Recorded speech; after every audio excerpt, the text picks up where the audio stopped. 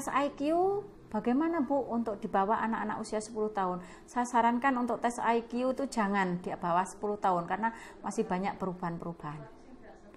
Seperti di TK ada, di taman kanak-kanak ada tes IQ sekian.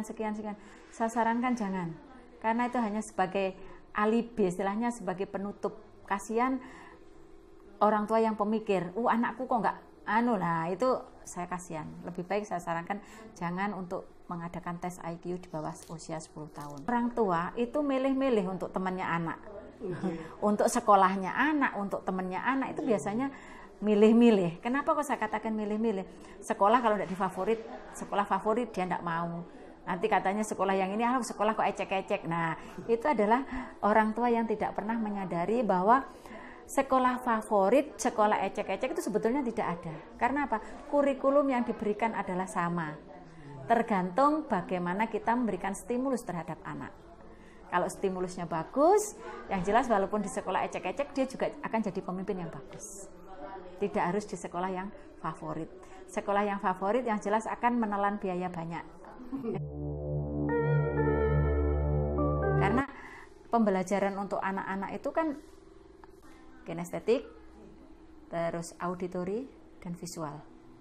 Jadi tiga kriteria anak ini yang harus kita pahami. Anakku ini masuk kriteria yang mana? Kinestetik kah?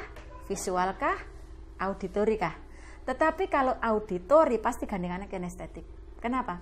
Dia hanya mengandalkan telinganya saja, tetapi dia jalan di dalam ruang kelas, dia tidak mau duduk, tetapi dia jalan. Tetapi apa yang ditanyakan sama gurunya, dia paham. Yang jelas dia kalau disuruh nulis dia tidak mau, disuruh baca juga dia tidak mau. Tetapi dia mengandalkan apa yang direkam oleh telinganya itu semuanya akan terekam. Itu kalau anak yang auditori. Tetapi kalau anak visual, itu dia pasti menulis dan membaca, pasti itu. Itu. Beda lagi dengan anak ADHD dan ADD.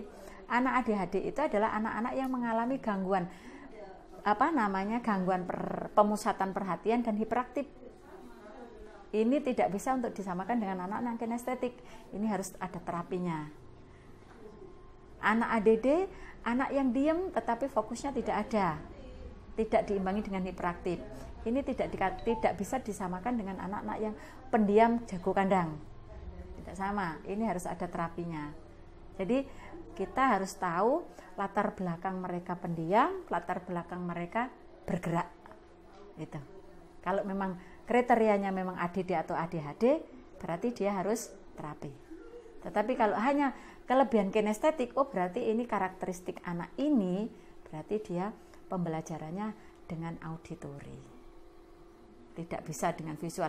Istilahnya gurunya nulis di depan, dia nulis, enggak akan bisa. Tetapi kalau anak visual, itu semua yang diterangkan guru